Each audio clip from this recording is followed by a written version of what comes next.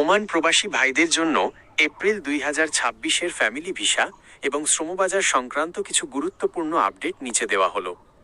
বর্তমানে বেশ কিছু ইতিবাচক পরিবর্তন লক্ষ্য করা যাচ্ছে, যা আপনার পরিবারের সদস্যদের ওমানে নেওয়ার স্বপ্ন পূরণ করতে সহায়ক হতে পারে।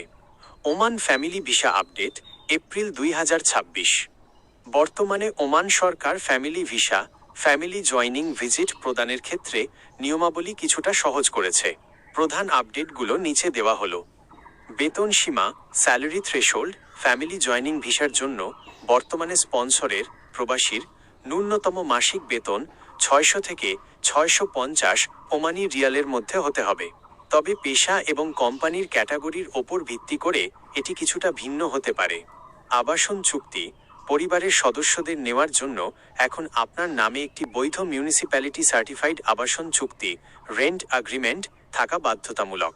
ভিসার মেয়াদ, সাধারণত ফ্যামিলি জয়নিং ভিসা 2 বছরের জন্য ইস্যু করা হয়, যা পরবর্তীতে নবায়নযোগ্য। প্রয়োজনীয় কাগজপত্র, তারা চিহ্ন পাসপোর্টের কপি, ন্যূনতম 6 মাস মেয়াদ, অ্যাটেস্টেড, সত্যায়িত বিবাহ এবং জন্ম নিবন্ধন সনদ, স্পন্সরের রেসিডেন্স কার্ড এবং স্যালারি সার্টিফিকেট।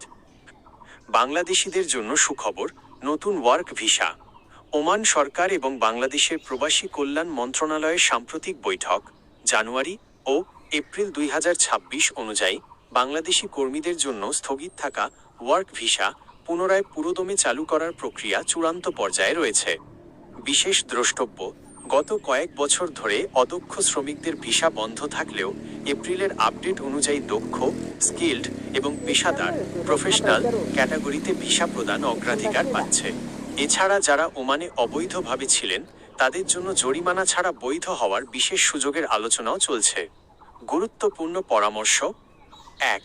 ওমানে ফ্যামিলি ভিসার জন্য আবেদন করার আগে আপনার কোম্পানির পিআরও এর মাধ্যমে বর্তমান বেতন সীমা যাচাই করে নিন। 2.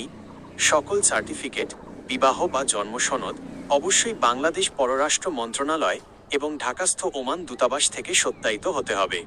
ওমান সম্পর্কে আপনার কি নির্দিষ্ট কোনো পেশা বা কোম্পানি সংক্রান্ত প্রশ্ন আছে?